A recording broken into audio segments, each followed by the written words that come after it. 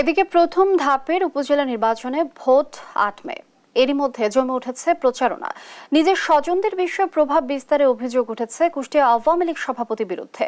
বিস্তারিত জানাতে খোকসা উপজেলা থেকে যুক্ত হচ্ছেন সহকর্মী নাহিদ হাসান তিতাস। প্রথম ধাপের উপজেলা নির্বাচন কতটা জমে উঠেছে আর প্রার্থীরা কোনো অভিযোগ করছেন কিনা বিস্তারিত জানাবেন। ধন্যবাদ লিনিয়া। আসলে ষষ্ঠ উপজেলা নির্বাচন প্রথম ধাপে কুষ্টিয়ায় দুটি উপজেলা নির্বাচন অনুষ্ঠিত হচ্ছে, একটি কুষ্টিয়া সদর উপজেলার, একটি হচ্ছে খোকসা উপজেলা। শেষ সময়ে প্রার্থীরা ব্যস্ত সময় পার করছেন প্রচারণায়, অর্থাৎ তারা ভোটারদের দ্বারে দ্বারে যাচ্ছেন এবং নানা প্রতিশ্রুতি দিচ্ছেন।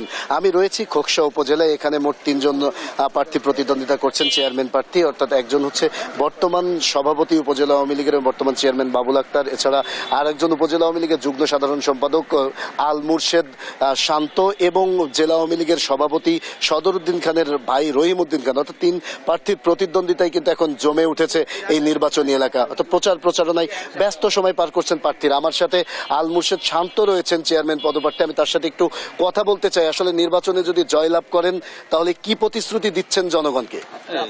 আমি আল মাসুম মুর্শেদ শান্ত, খোকসা উপজেলা চেয়ারম্যান ক্যান্ডিডেট। যদি জয়লাভ করি, গত 20 বছর যারা চেয়ারম্যান ছিল, খোকসায় যে উপজেলা পরিষদে কোনো বরাদ্দ আসে এটা কেউ বলতে পারে না। যে বরাদ্দটাই আসুক আমি সমবন্টন করব এবং এই উপজেলাকে মাদক মুক্ত, সন্ত্রাস মুক্ত ইনশাল্লাহ হবে। আসলে নির্বাচনী প্রচারণায় কোনো প্রভাব বিস্তারের অভিযোগ আছে কিনা, প্রচারণায় বাধা পাচ্ছেন? প্রচারণায় যেহেতু প্রশাসন খুবই নিরপেক্ষ আছে এবং তারা খুব অ্যাক্টিভ, আমি প্রশাসনের উপর 100% আমার আস্থা আছে।